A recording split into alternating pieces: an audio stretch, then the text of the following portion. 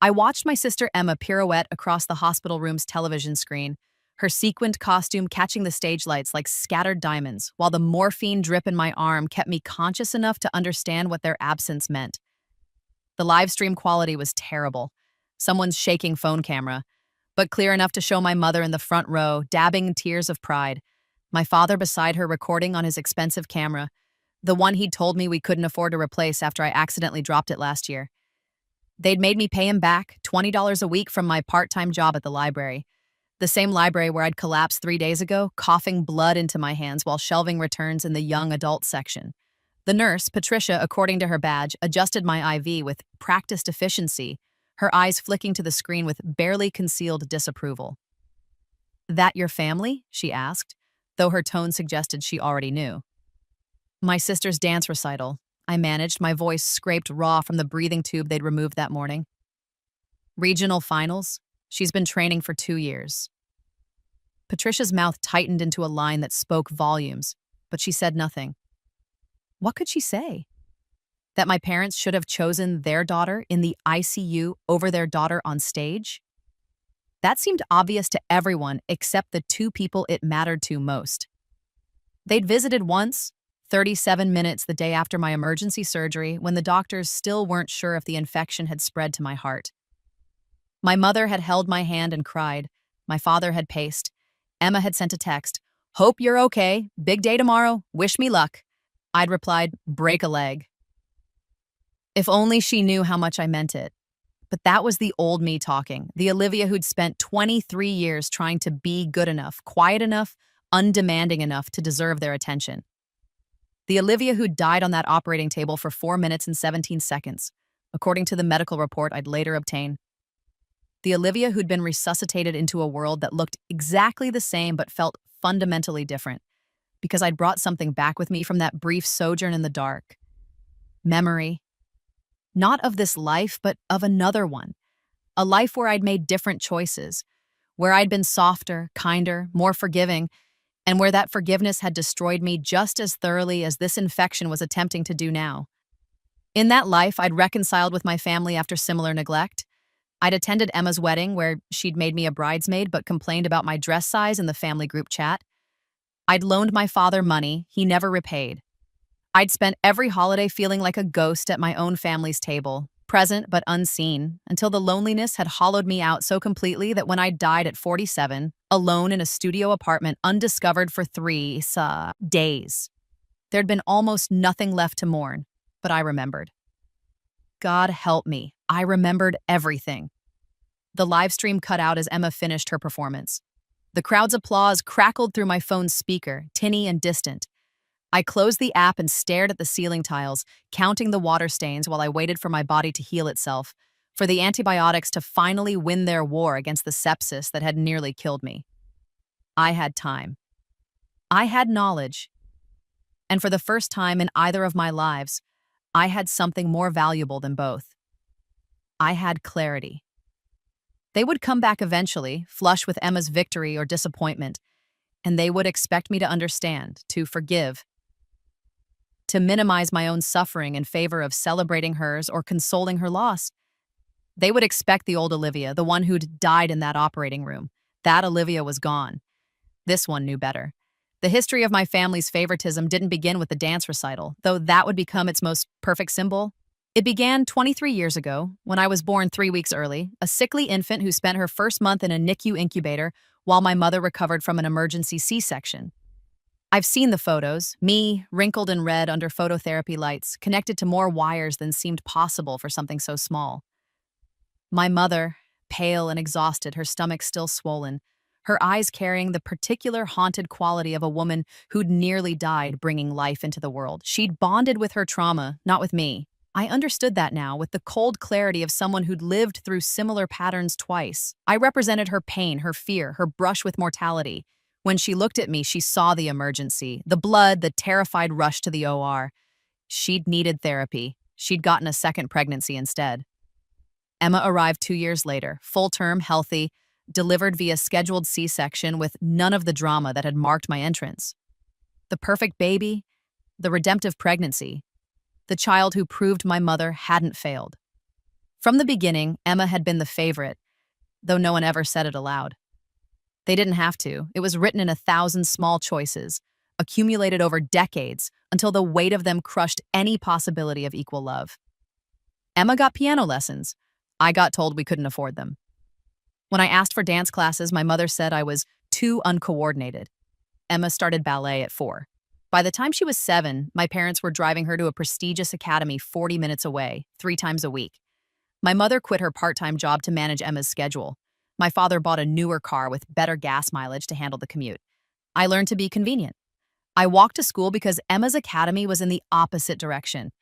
I packed my own lunches, did my own laundry, forged my parents' signatures on permission slips because they forgot about my field trips. When I was 12, I called them from the nurse's office with suspected appendicitis. They were at Emma's dress rehearsal. The school secretary drove me to the emergency room.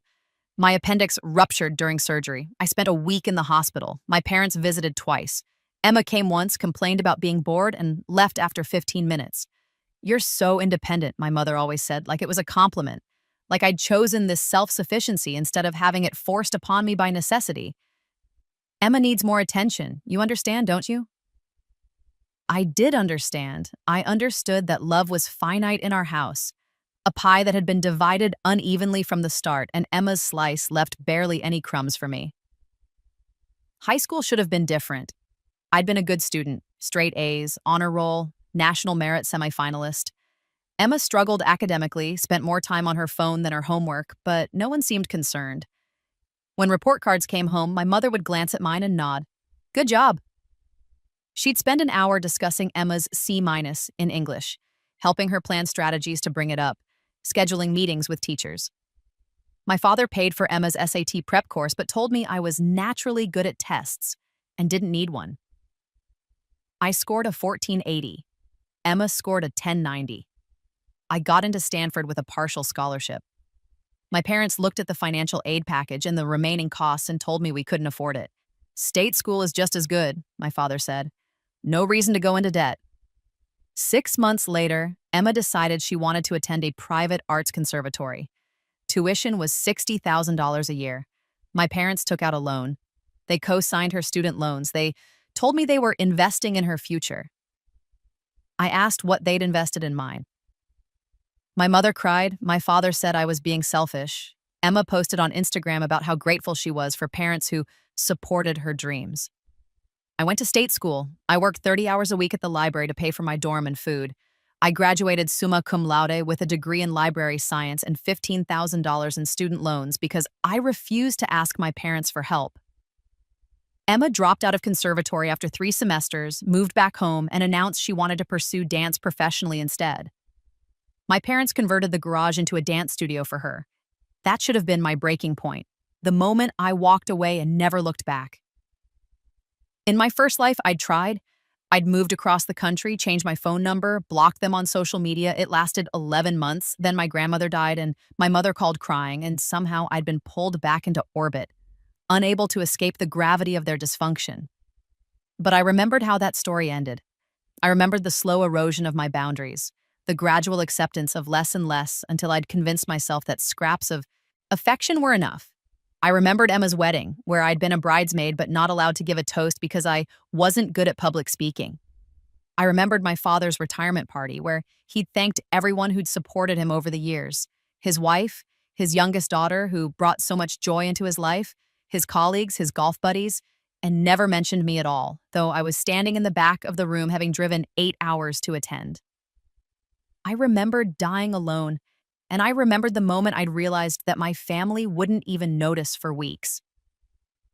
That wasn't going to happen again. The infection that landed me in the ICU had started as a minor cut on my hand, a paper cut from a hardcover book, of all things. I'd noticed the redness, the warmth spreading up my wrist, but I'd been in the middle of finals week for my master's program, working double shifts at the library to cover rent, and I'd ignored it. By the time I'd collapsed at work, the sepsis was systemic. The ER doctor had told me later that I was hours away from multiple organ failure. I'd coded on the table: 4 minutes and 17 seconds of clinical death, 4 minutes and 17 seconds of darkness, and then light. Not the cliché tunnel, but something else. A door opening in my mind, and through it, a flood of memories that weren't from this life, but felt as real as the hospital bed beneath me. I'd lived this before, not exactly this. The details were different. The specifics varied, but the pattern was the same. A family that didn't value me. A lifetime spent trying to earn love that would never come. And a lonely death that no one mourned. This time would be different. This time, I had the ultimate unfair advantage: foreknowledge. I knew exactly how far their neglect would go if I let it. I knew that forgiveness without accountability would only enable more hurt. I knew that sometimes the only way to win was to stop playing their game entirely. Patricia came back to check my vitals, her movements efficient but not unkind. "Your family call?" she asked. "Not yet," I said, "assume they're probably at the after party." She made a sound that might have been agreement or disgust. "You got someone to drive you home when you're discharged?" "Doctor says probably day after tomorrow if your fever stays down." I didn't. In my first life, my roommate had picked me up. A girl I barely knew from my graduate program who'd felt obligated because I'd once helped her study for a midterm. We'd stopped at a pharmacy to fill my prescriptions, and she'd dropped me at my apartment with an awkward pat on the shoulder and a promise to check in later that she'd never kept. This time, I had a different plan. "I'll arrange something," I told Patricia. "Thank you." She studied my face for a long moment, and I wondered what she saw there. Whatever it was made her nod slowly.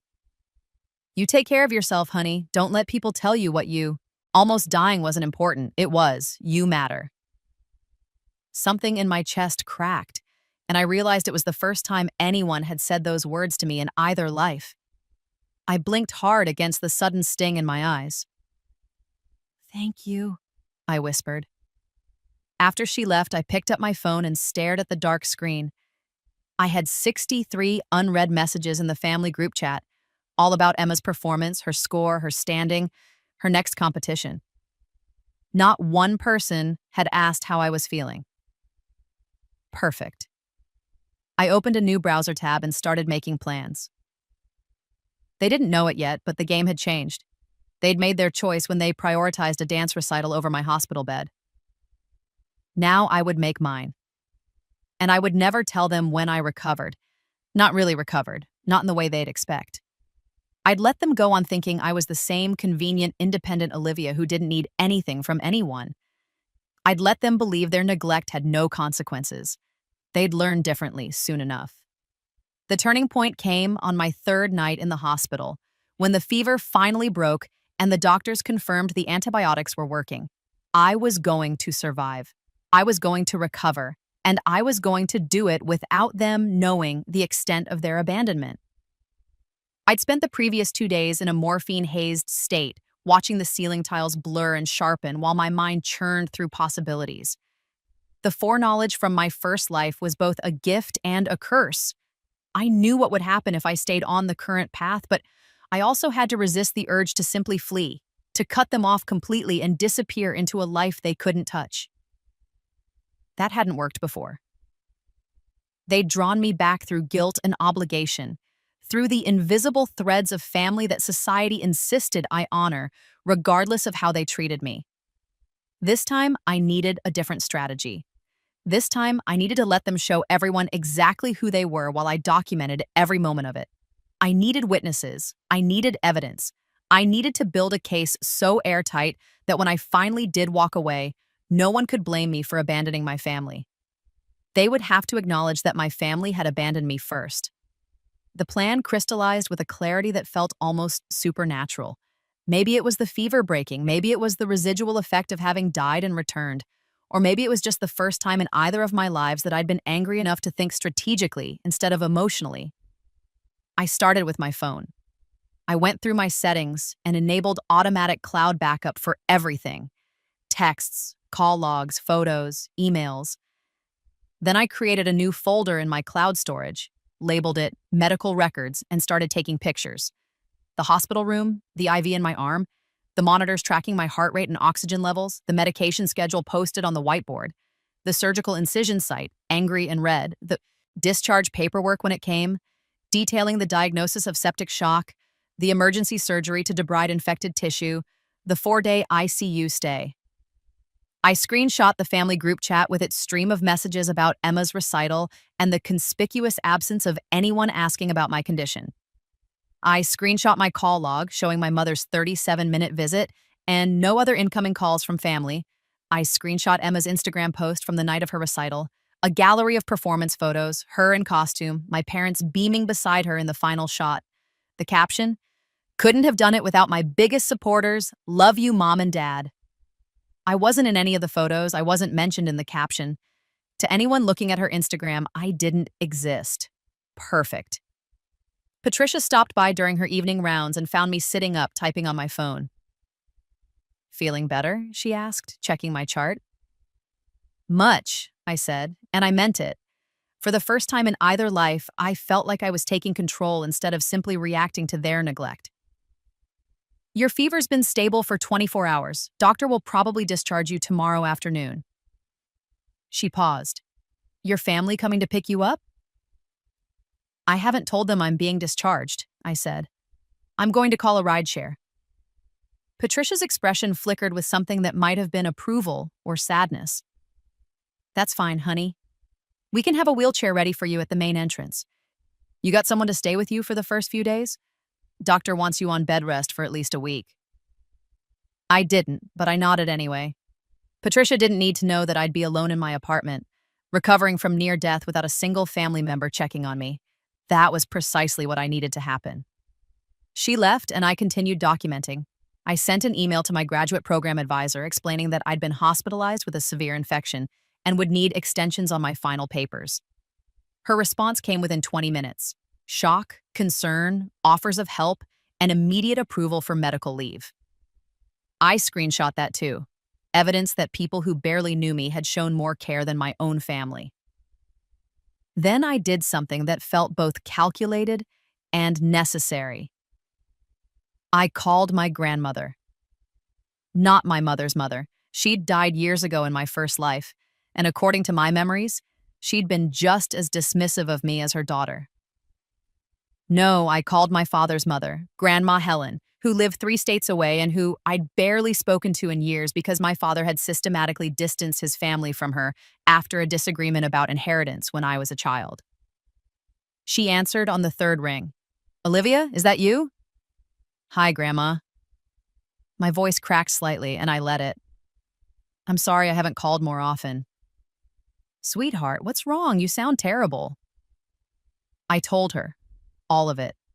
The infection, the hospitalization, the surgery, the days in ICU while my parents attended Emma's dance recital. I didn't embellish. I didn't have to. The facts were damning enough. The silence on the other end stretched so long I thought the call had dropped. Then, "They what?" "They chose Emma's recital," I repeated. "I don't blame them, really. It was a big deal for her, and I'm okay now. Olivia Marie, don't you dare make excuses for them." My grandmother's voice had gone sharp and cold in a way I'd never heard before. "You nearly died. You were alone in a hospital. That is unforgivable." Something in me wanted to argue, to defend them out of habit, but I swallowed it down. "I just wanted you to know. I'm being discharged tomorrow and I'll be fine. I didn't want you to hear about it from someone else later." Another long pause. "What's your address?" I blinked. "What?" "Your address, child. I'm coming to stay with you while you recover. Email me your discharge papers and your apartment address. I'll fly in tomorrow afternoon." "Grandma, you don't have to—" "I should have done this years ago," she said, and there was a weight of regret in her voice that made my throat tight. "Your father, my son, he's not the man I raised him to be. I've watched him choose that girl over you your entire life, and I've been a coward about it. Not anymore. Send me your information. I'll be there." She hung up before I could argue further. I sat in the dark hospital room holding my phone, feeling something shift in my chest. In my first life, I'd lost contact with Grandma Helen entirely. My father had discouraged visits, and eventually they'd stopped altogether. She died when I was 30, and I'd found out 3 weeks after the funeral because my father hadn't bothered to tell me. But now I had a chance to do this differently. And more importantly, I had a witness, someone who loved me, someone who would see exactly how my immediate family treated me, someone who couldn't be gaslit or manipulated because she'd been watching from a distance for years. I emailed her my discharge papers as soon as they were finalized the next morning. I sent my address. I told her about my apartment building's security code and where the spare key was hidden. And then I waited. My parents called that afternoon, my mother, not my father. I was signing discharge paperwork when my phone buzzed. I let it go to voicemail. Then I listened to the message while the discharge nurse wheeled me to the main entrance. "Hi, honey, it's Mom, just checking in. Emma's recital went wonderfully. She placed third in her category, which is amazing for regionals. We're so proud of her. How are you feeling? The hospital said you might be discharged soon. Let us know if you need anything. Love you." I saved the voicemail. I didn't call back.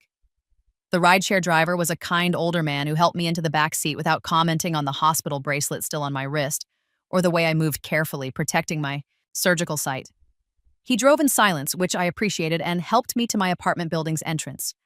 I took the elevator to my third-floor unit, unlocked the door, and stepped into the quiet emptiness of my home. My roommate was gone for the summer, doing an internship across the country. I was alone, exactly as I needed to be. I took more pictures. The empty apartment, the prescription bottles lined up on my counter, the medical instruction sheet with its dire warnings about infection and complications. Then I turned off my phone's ringer, took my antibiotics, and climbed into bed. For the first time in either life, I fell asleep knowing that I was finally playing a different game. Not their game of seeking approval and affection that would never come.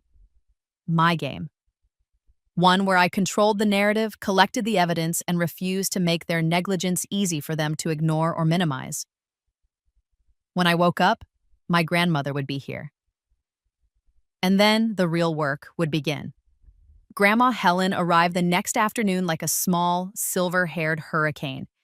She knocked on my apartment door at 2 p.m., and when I opened it, slowly, carefully, still moving like someone who'd recently survived major surgery, she took one look at me and burst into tears. "Oh, baby girl," she said, pulling me into the gentlest hug I'd received in years. "Look at you, you're skin and bones." I wasn't, really. I'd lost maybe 10 pounds from the infection and hospital stay, but I was a healthy weight. What she was seeing was something else. The exhaustion, the pallor, the way I held myself like something fragile. She was seeing someone who'd nearly died and then recovered alone. She came inside, wheeling a small suitcase, and immediately began taking stock of my apartment. "You've been alone here since they discharged you?" "Just since yesterday," I said. "I'm okay, Grandma. I've been resting." Resting. She said it like a curse. "You should be in bed." "Have you eaten? When did you take your antibiotics?" I showed her the medication schedule I'd been following religiously. I showed her the takeout containers from the soup I'd ordered last night, the water bottles I'd been draining to stay hydrated. I showed her that I was managing, that I was capable, that I was, as my mother always said, so independent. Grandma Helen looked at all of it and shook her head. "Independence is one thing, abandonment is another. Sit down, child. I'm making proper food." She spent the next hour cooking, pulling ingredients from my sparse pantry and supplementing with items from a grocery bag she'd brought with her. She made chicken soup from scratch, the kind that took hours to simmer properly, and while it cooked, she sat beside me on the couch and asked questions. "Tell me about the infection. The real story, not the version you told me on the phone." So I did. I told her about the paper cut that wouldn't heal, about pushing through because I had finals and work and couldn't afford to miss either. I told her about collapsing at the library, about the paramedics in the emergency room and the doctor's grim face when he explained that I had septic shock. I told her about the surgery, about coding on the table, about waking up in ICU connected to machines. I told her about watching Emma's dance recital on a live stream while alone in my hospital bed. Grandma Helen's face went through several expressions during my recounting: shock, horror, fury, and finally a cold determination that reminded me exactly where my father had gotten his stubbornness. And they didn't visit? Mom came for 37 minutes the day after my surgery. Dad was with her. Emma sent a text. 37 minutes. She repeated it like she was memorizing evidence for a trial. Your mother stayed with you for 37 minutes while you were in intensive care. She was probably tired from the recital, I said, testing the words I knew I'd hear if I ever confronted them about it. And they had a long drive back. Emma had another performance the next day. Stop. Grandma Helen held up one hand. Don't you dare make excuses for them, Olivia. Not to me and not to yourself. She pulled out her own phone and started typing. What's Emma's Instagram? I want to see these pictures. I gave her the handle and watched as my grandmother scrolled through Emma's curated life. The dance photos, the family photos, the conspicuous absence of any older sister. Her expression grew progressively more severe. When was the last time she posted a picture with you in it? She asked. I had to think about it. My college graduation, 4 years ago. And your parents? Mom's Facebook has some from Christmas 2 years ago. I pulled up the photos on my own phone and showed her. There I was, in the background of a family photo, slightly out of focus, while Emma, Mom, and Dad posed in front of the tree. I looked like a ghost who'd accidentally wandered into someone else's family portrait. Grandma Helen studied the photo for a long time. I knew it was bad, she finally said, but I didn't realize it was this bad. I should have intervened years ago. It's not your fault, I said automatically. Maybe not, but I let your father cut me out of your lives after that fight about the will, and I told myself it was better not to make waves. I was wrong. She set down her phone and took my hands in hers. I'm here now. I'm going to stay for 2 weeks. And in that time, we're going to talk about what happens next. What do you mean? I mean, I'm 73 years old, Olivia. I have money. I have time. And I have a granddaughter who nearly died while her family attended a dance recital. Her voice was gentle but firm. I can't change the past. But I can change what happens from here forward. If you'll let me. I felt tears prickling at my eyes. In my first life, I'd never had this conversation. I'd never had anyone in my corner, anyone willing, to see my family's behavior for what it was and call it unacceptable. I'd been so alone. What about Dad? I asked. If you help me, he'll be angry. Your father, Grandma Helen said crisply, can be as angry as he likes. I've been too concerned with keeping peace with a son who doesn't deserve it. I'm done with that. She stood up and checked on the soup, stirred it, adjusted the heat. Now, while you rest and recover, I want you to show me everything. Every text, every call log, every message. I want to understand exactly what we're dealing with. So I did. Over the next several days while I healed and Grandma Helen cooked and cleaned and generally mothered me in ways my own mother never had, I showed her the evidence I'd been collecting. The family group chat, Emma's social media, the voicemails from my mother that always started with checking in and ended with updates about Emma, the birthday cards I'd saved, generic, store-bought ones for me, handwritten letters of love and pride for Emma's. I showed her my college acceptance letters and the financial aid packages, and then I showed her Emma's conservatory tuition bills that my parents had paid without question. I showed her the photo of the dance studio my father had built in their garage, and then I showed her the text where he'd refused to co-sign my student loans. I showed her my first life's memories too, though I framed them as fears instead of certainties. I'm afraid if I forgive them and go back to normal, this will just keep happening. I'm afraid I'll spend my whole life trying to earn love they're not capable of giving me.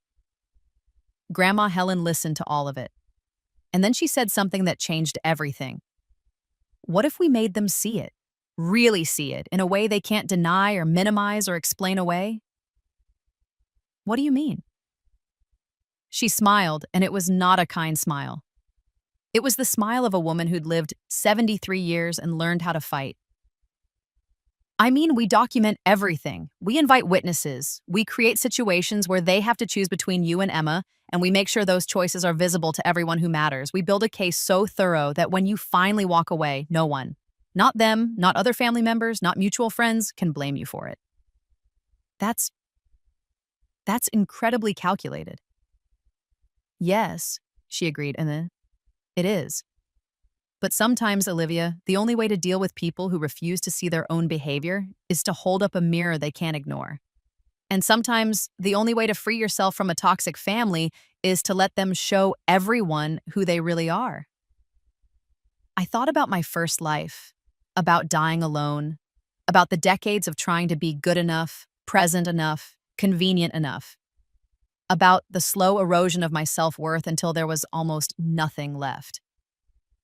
Okay, I said, let's do it. The climax of my revenge, though I hated to think of it in such dramatic terms, preferring justice or accountability, began with a simple family dinner that I planned with Grandma Helen's help. It was 3 weeks after my discharge, and I'd recovered enough to move normally, though I was still taking antibiotics and the surgical scar was still tender. I sent a message to the family group chat. Would love to see everyone. Can we do dinner at my apartment this Saturday? I'll cook. The responses came quickly. Mom, that sounds lovely. What time? Daddy's. What's the occasion? Emma, can I bring my boyfriend? I confirmed 6 p.m. and told Emma she could bring anyone she wanted. Then I told Grandma Helen to stay in my room during dinner. She would be my ace in the hole, my witness who would see and hear everything. I spent the week preparing not just the meal, but the setting. I set up my laptop on a bookshelf with a clear view of the dining table, angled to look like it was closed, but with the camera recording. I positioned my phone on the kitchen counter, also recording. I wanted video evidence of what was about to happen. Grandma Helen watched me make these preparations with approval. You're sure about this? I'm sure. And I was. This wasn't about revenge, not really. It was about protection. I needed them to reveal themselves so thoroughly that when I eventually cut contact, I'd have ammunition against any narrative they tried to spin about me being the ungrateful daughter who abandoned her loving family. Saturday arrived. I cooked. A proper meal, the kind my mother used to make before she decided all her time should be devoted to Emma's career. Roasted chicken, garlic mashed potatoes, green beans with almonds, fresh bread. I set the table carefully, made sure there were flowers in a vase, made sure everything looked like a daughter who loved her family had prepared it. They arrived at 6:15, 15 minutes late. Emma came with her boyfriend, a lanky dancer named Tyler, who I'd met once before. My mother brought wine. My father brought nothing, but immediately commented on my apartment. Still haven't hung any pictures? Place looks bare. I'd lived here for 2 years. He'd visited twice. Been busy with grad school, I said mildly. Come in, sit down. We made small talk while I finished plating food. Emma talked about her next competition. My mother asked about her costume. My father discussed the financial logistics of her upcoming travel schedule. No one asked how I was feeling. No one mentioned the hospitalization. I served dinner. We ate. And then, when my mother complimented the chicken and asked for the recipe, I said, I had a lot of time to practice cooking this past month. Hospital food was terrible. A beat of silence. How are you feeling? My mother asked, her tone slightly defensive as if I'd accused her of something. Much better. The infection cleared up completely. Doctors said I was lucky. Septic shock has a pretty high mortality rate. We're so glad you're okay, my father said, not quite meeting my eyes. It was scary when you called from the hospital. I didn't call, I said pleasantly. The hospital called you. I was unconscious at the time. Another silence, more uncomfortable this time. Emma shifted in her seat. Tyler looked confused. Well, we came as soon as we could, my mother said. But Emma's recital was the same day as my emergency surgery, I finished. I know. I watched it from my hospital bed. You looked so proud in the front row, Mom. My mother's face flushed. Olivia, that's not fair. We had a commitment. and I was having sepsis. I kept my voice calm, almost cheerful. Just to clarify the priorities. That's not what this was about, my father interjected. You know how important that recital was. Emma had been working toward it for 2 years. I'd been dying for 3 days, but sure, the recital was important. You're being dramatic, Emma said, speaking for the first time since we'd sat down. You didn't die. You're fine now. I smiled at her, and I watched her flinch slightly at whatever she saw in my expression. Actually, I did die. Briefly, on the operating table. 4 minutes and 17 seconds. But you're right. I'm fine now. No thanks to any of you. Olivia, my mother started. No, let me finish. I stood up and walked to the counter, picked up a folder I'd prepared. I wanted us all together tonight because I need to say some things and I need you to hear them.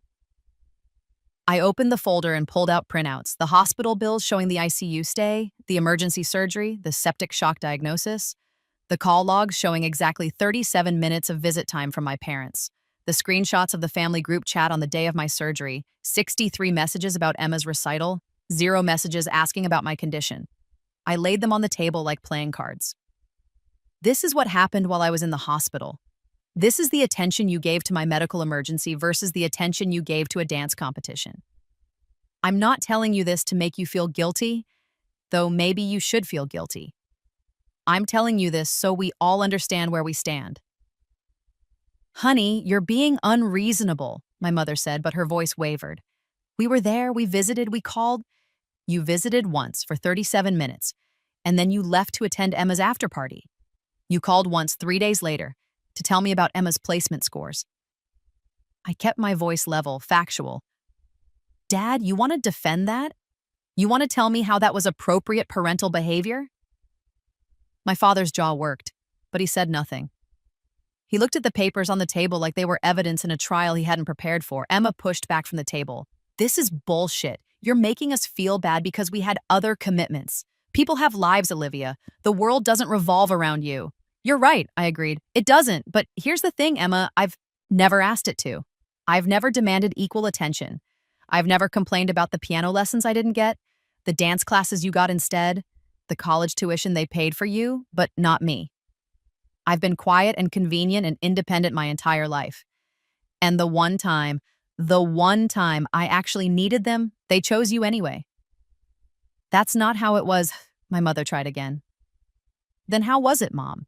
Explain it to me. Explain how your daughter being in intensive care with a life-threatening infection was less important than a dance recital. I'm genuinely curious how you justify that.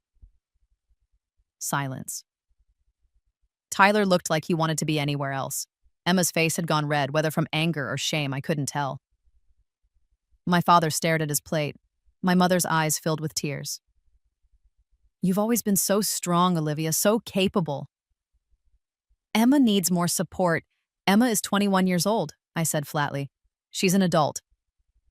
I needed support too, Mom. I've always needed it. You just never looked hard enough to see it because I learned early not to ask. This is manipulative, Emma said, standing up. You're trying to make us look like terrible people because we couldn't drop everything for you. That's narcissistic. I laughed, and it was not a pleasant sound. Narcissistic. That's rich. Coming from someone whose Instagram bio is literally main character energy. But you're right about one thing. I am trying to make you see what you look like. Because I need you to understand this. I'm done. Done with what? My father asked, finally finding his voice. Done trying to earn your love. Done pretending that scraps of attention are enough. Done being the convenient daughter who doesn't need anything. I gathered up the papers and put them back in the folder. I wanted to have this dinner so I could say this to your faces, with witnesses, so there's no confusion later about what happened or why. You chose Emma over me when it actually mattered. Not in small ways. I could forgive small ways in the biggest way possible.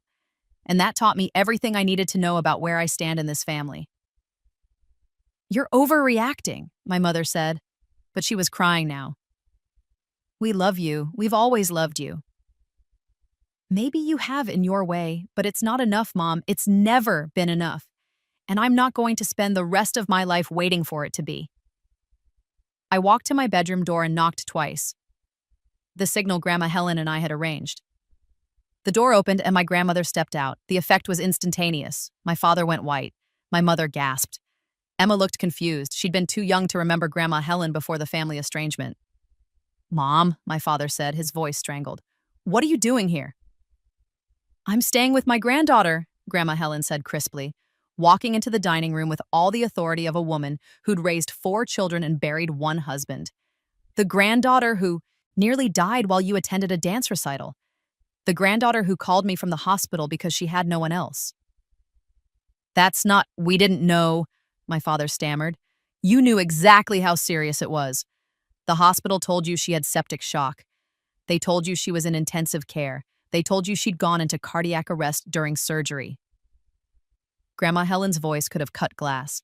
You knew, Jason. You just didn't care enough to change your plans. Emma's recital was important. More important than your daughter's life? Grandma Helen stepped closer to my father, and despite being a full foot shorter than him, she seemed to tower. I raised you better than this. I raised you to value family, to protect the people you love. When did you become someone who could abandon his own child in a hospital? I didn't abandon 37 minutes, Jason. That's how long you stayed. I've had longer conversations with telemarketers. The room was silent, except for my mother's quiet crying. Emma had sat back down, looking shell-shocked. Tyler was studying his phone like it held the secrets of the universe. My father's face went through the several expressions: shock, anger, defensiveness, and finally something that might have been shame. You don't understand. You don't know how demanding Emma's schedule is. I don't care about Emma's schedule. Grandma Helen's voice rose, sharp and clear. I care that you let your oldest daughter recover from major surgery alone. I care that you've spent Olivia's entire life treating her like an afterthought. I care that you took out loans for one daughter's art school but wouldn't co-sign for the other daughter's state university education. I care that you've created a family where one child matters and the other doesn't, and you've done it so thoroughly that you can't even see it anymore. That's not true, my mother said, but her voice was weak. We love both our daughters equally. Then show me the evidence, Grandma Helen said. Show me the equal treatment. Show me the times you chose Olivia over Emma. Show me the investment, the attention, the pride. Because from where I'm standing, Olivia has been invisible in this family for 23 years, and the one time she couldn't be invisible, when she was quite literally dying, you still managed to look away. I watched my family absorb this. My father looked like he'd been struck. My mother was crying harder now. Emma looked between them, confused and defensive, and starting to realize, perhaps, that the golden pedestal she'd been placed on had been built on someone else's neglect. I think you should all leave now, I said quietly. Thank you for coming to dinner, but I meant what I said. I'm done. I need space, and I need time to figure out what kind of relationship, if any, I want with you moving forward. Olivia, please, my mother said. Don't do this. We're family. Family shows up, I said. You didn't. We made a mistake, my father said, and his voice cracked slightly. Is that what you want to hear? We made a mistake, but you can't just cut us off for one mistake. It wasn't one mistake, Dad. It was a lifetime of them. This was just the one that almost killed me. I opened my apartment door. Please leave. They left. Emma first, pulling Tyler behind her, her face flushed and angry. My mother lingered, reaching for me, but I stepped back. I love you, she whispered. Please believe that. I do believe you love me, I said. I just don't believe you love me enough. She left crying. My father was the last to go. He stood in the doorway for a long moment, looking at me like he was seeing me for the first time. And there was something in his expression that might have been regret. I'm sorry, he said finally. I should have been there. Yes, I agreed. You should have. He left. I closed the door. And then I stood in my quiet apartment with my grandmother and felt something inside me finally relax. Did you get it all? Grandma Helen asked. I checked my laptop, my phone. Both had recorded perfectly. Every word, every expression, every moment of their deflection and defensiveness and eventual reluctant acknowledgement. I got it. Good. She pulled me into a hug, careful of my still healing surgical site. You did well, sweetheart. That took courage. I hugged her back and let myself cry for the first time since the hospital. Not from sadness exactly, but from release. From relief. From the knowledge that I'd finally, after 2 lifetimes, stood up for myself. What happens now? I asked. Now, Grandma Helen pulled back and smiled at me. Now you heal. Really heal, not just from the infection, but from all of it. And I help you. We'll figure out the rest as we go. The epilogue began the next morning when I woke to 147 text messages. The family group chat had exploded overnight. My mother had written a long message about how hurt she was, how unfair I was being, how families were supposed to forgive each other. Emma had written that I was toxic and manipulative and she needed space from me. My father had written nothing at all. I deleted the group chat without reading all the messages. Then I blocked Emma on all social media. I didn't block my parents. I wanted to leave that door open, just barely, to see if they would walk through it or if they would simply prove me right. Grandma Helen stayed for 2 weeks, as promised. In that time, she helped me meal prep, drove me to follow-up medical appointments, sat with me while I worked on my graduate papers, and told me stories about my father as a child. A sensitive boy who'd loved drawing and music until his own father had mocked those interests into silence. It didn't excuse his behavior, but it helped me understand it. More importantly, she helped me plan my future. The future where I wasn't trying to earn their love, wasn't organizing my life around their expectations, wasn't making myself small and convenient to accommodate their focus on Emma. You're brilliant, Grandma Helen told me one evening while we sat on my small balcony watching the sunset.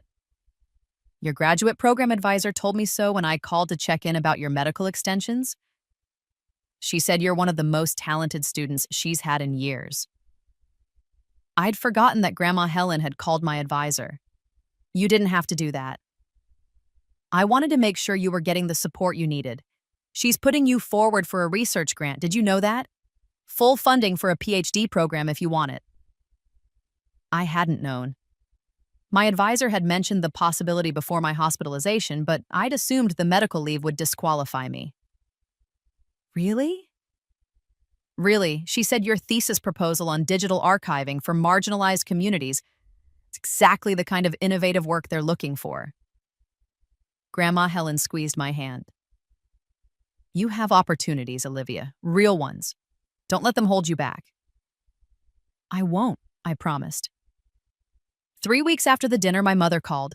I let it go to voicemail, then listened to the message. Hi, honey. I've been doing a lot of thinking since our dinner. Your grandmother called me. She said some things that were hard to hear. I want to talk, really talk, not just smooth things over, if you're willing. I understand if you're not ready yet. I love you. I saved the voicemail but didn't call back. Not yet. Maybe eventually, but only on my terms, only when I was ready, only if she proved she meant it.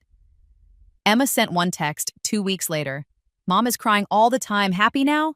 I blocked her number and didn't respond. My father sent an email a month after the dinner. It was long, 3 pages, and while parts of it were still defensive, parts of it were genuinely reflective.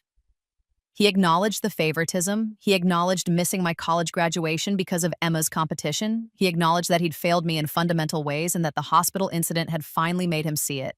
He asked if we could have coffee. He said he understood if I said no. He said he would keep trying even if it took years because he'd lost too much time already. I saved the email. I thought about it for a week. Then I replied, I need time. But I appreciate you taking accountability. If you're serious about rebuilding a relationship with me, it needs to be on my terms.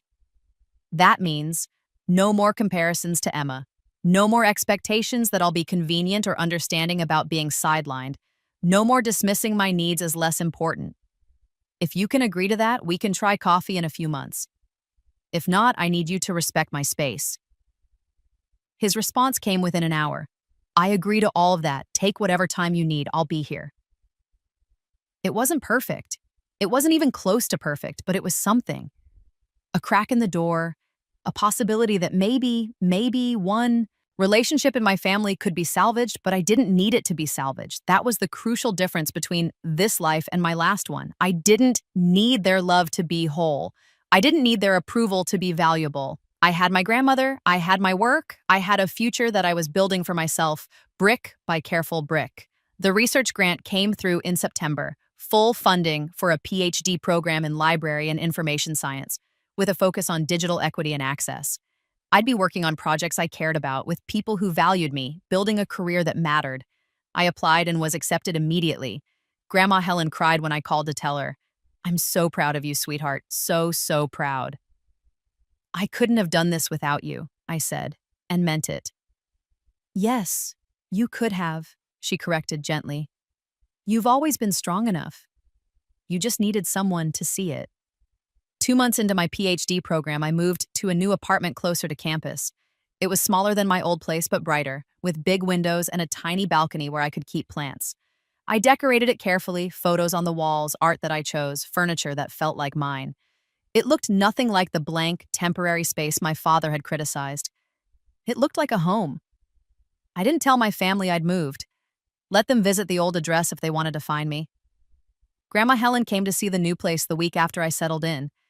She brought a housewarming gift, a photo album she'd been compiling, pictures of me through the years, school photos my parents had barely glanced at, achievement awards they'd never framed, moments of my life that had been overlooked in favor of Emma's highlights. I want you to remember, she said, that you've always been extraordinary, even when no one was looking, especially when no one was looking. I kept the album on my coffee table where I could see it every day. 6 months after the hospital stay, I got a message from Emma. She'd unblocked me somehow, or I'd never blocked her on this platform. I couldn't remember which. The message was brief. Tyler broke up with me, said I was too self-centered. Mom and Dad are fighting constantly. Everything is falling apart. Are you happy now? I stared at the message for a long time. In my first life, I would have felt guilty. I would have reached out, tried to fix it, made myself responsible for everyone else's emotional well-being at the expense of my own. This Olivia was different. I wrote back, I'm sorry you're going through a hard time, but what's happening in your life isn't my responsibility anymore. I hope you find happiness, Emma. I really do. But I need you to find it without expecting me to sacrifice mine. Then I blocked her, for real this time, on every platform. A year after the hospital stay, my father and I had coffee. It was awkward, stilted, with long silences that neither of us knew how to fill. But he asked about my research. He asked about my dissertation topic. He asked about my life, and when I told him about a conference I'd been invited to speak at, he said, I'd like to come. It's okay with you. Okay, I said carefully. But just you, not Mom, not Emma, just you. Just me, he agreed. He came to the conference. He sat in the audience while I presented my research on digital archives for Indigenous communities. He watched me answer questions from fellow academics with confidence and expertise. And afterward, when he hugged me, he said, I'm proud of you. I should have said that more often. I should have seen you. It wasn't enough to fix everything. It wasn't enough to erase decades of neglect, but it was something. My mother took longer. She sent emails occasionally, usually late at night, usually full of her own pain and confusion about how the family had fractured. She asked when I would forgive her. She asked when things could go back to normal. I didn't reply to most of them, but eventually, after a year and a half, I sent one message. Things will never go back to normal, Mom. Normal was you prioritizing Emma over me for my entire life. Normal was me accepting scraps and calling it love. I don't want normal. If you want a relationship with me, a real one, it has to be different. It has to be better. And that starts with you doing the work to understand why I needed to walk away in the first place. She didn't respond immediately. When she finally did, 3 weeks later, it was a different kind of message. Shorter, more honest. You're right. I've been reading about parental favoritism and golden child or scapegoat dynamics. I see now what I did to you. I'm starting therapy. I don't expect you to forgive me, but I want you to know I'm trying to be better. I'm sorry, Olivia. I'm so, so sorry. I saved that email too. Maybe someday we'd have coffee, like my father and I occasionally did now. Maybe someday I'd be ready to cautiously rebuild something with her. But I didn't need to decide that today. 2 years after the hospital stay, I defended my dissertation proposal successfully. Grandma Helen flew in for it, and my father came too. They sat together in the audience, and afterward, my grandmother took us both to dinner at an expensive restaurant downtown. To Olivia, she said, raising her glass, who survived, who thrived, and who proved that the best revenge is living well. To Olivia, my father echoed, and there was genuine warmth in his voice now, genuine pride that felt earned rather than performative. I raised my own glass, looking at the two of them, the people who'd shown up when it mattered, and felt something settle in my chest. Not forgiveness, exactly, not yet, but peace. To second chances, I said, and to knowing when not to give them. We drank. 3 years after the hospital stay, I got an email from Emma. It was the first contact I'd had with her since blocking her, and she'd found my university email address. Somehow, the message was long, rambling, and surprisingly vulnerable. She'd been in therapy too, apparently at my mother's insistence. She'd been working through what our therapist called golden child syndrome, the pressure and anxiety of being the favorite. The way she'd been taught that her worth was conditional on constant achievement and performance. She said she understood now why I'd walked away. She said she was sorry for her part in the family dynamic, even though she'd been a child through most of it and hadn't chosen the role she'd been given. She said she didn't expect me to respond, but she wanted me to know she was trying to be better. She said she hoped I was happy. I read the email 3 times. Then I filed it away without responding. Maybe someday I'd be ready to respond to Emma, to cautiously explore what a relationship between equals might look like instead of the dynamic of competing siblings we'd been forced into. But not today, maybe not ever, and that was okay. 4 years after the hospital stay, I completed my PhD. Dr. Olivia Chen, specialist in digital equity and archival justice. I got job offers from 3 major research universities and accepted a position at one that aligned perfectly with my values and research interests. Grandma Helen threw me a graduation party. My father came. My mother came. We'd had coffee twice by then, cautious conversations where she listened more than she talked. Emma was not invited, and no one questioned it. At the party, surrounded by my advisor, my fellow researchers, my friends from the program, and my grandmother, I felt something I'd never fully felt in my first life. Complete. Not because I'd gotten revenge on my family, not because they'd suffered or learned or changed, though some of that had happened to varying degrees, but because I'd learned something more valuable than revenge. I'd learned that I didn't need their love to be whole. I didn't need their acknowledgement to be valuable. I didn't need their approval to thrive. I'd learned that the best way to win against people who'd never valued me was to build a life so rich, so meaningful, so full of purpose and connection and joy that their absence barely left a mark. That night, after the party, I sat on my balcony with a glass of wine and looked out at the city lights. I thought about the girl who'd watched her sister's dance recital from a hospital bed. I thought about the woman who'd died alone in another life, unmourned and unseen. I thought about who I'd become instead. Someone who'd survived, who'd set boundaries, who'd walked away from toxicity even when it wore the mask of family obligation. Someone who'd chosen herself. My phone buzzed. A text from Grandma Helen. So proud of you, Dr. Chen. Your grandfather would be too. Sleep well, darling girl. I smiled and typed back. Thank you for everything. I love you. Then I silenced my phone, finished my wine, and went to bed. In the morning, I had a book chapter to write, a conference presentation to prepare, and a research team meeting to attend. I had work that mattered, people who valued me, and a future I'd built with my own hands. They'd chosen Emma's dance recital over my hospital stay, and in doing so, they'd lost me forever. But I'd found myself, and that, in the end, was worth more than all their love could ever have been. 5 years later, the email came on a Tuesday morning in March. I was in my university office reviewing dissertation proposals from my own students now when it appeared in my inbox. The subject line, Emma's wedding. I stared at it for a long moment before opening it. The message was from my mother, written in that careful, measured tone she'd developed over the years of cautious reconciliation.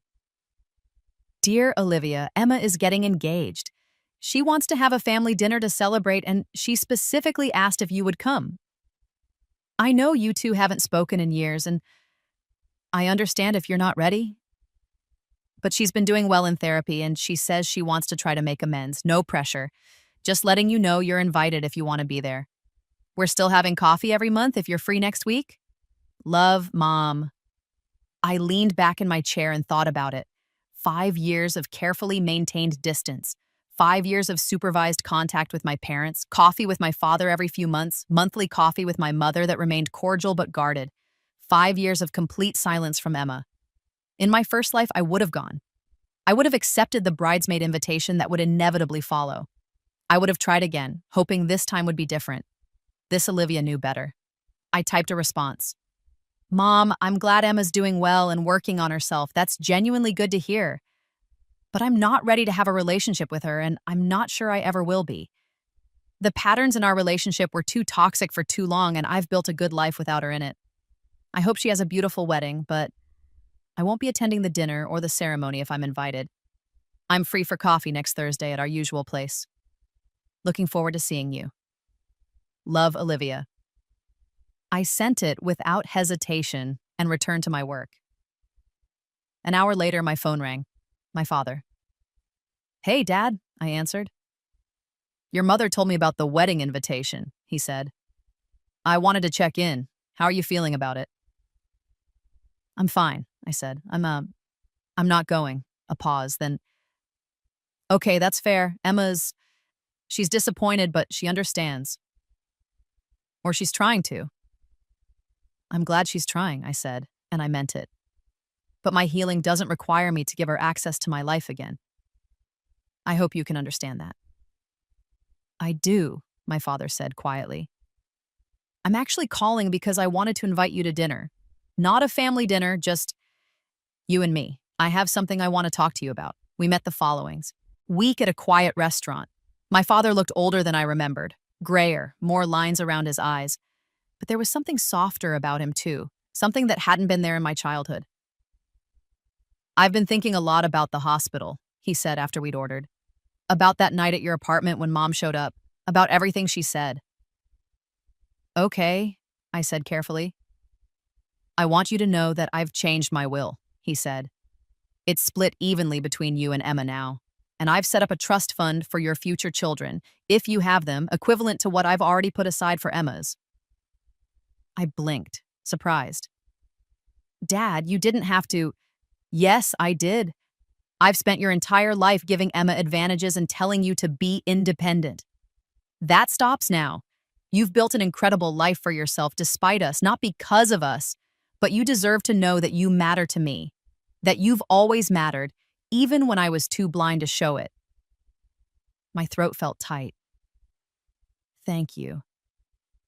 There's something else, he said. I've started going to therapy too. Working through why I treated you the way I did. It's hard to face, but I'm doing it because I want to be better. Not to earn your forgiveness. You don't owe me that.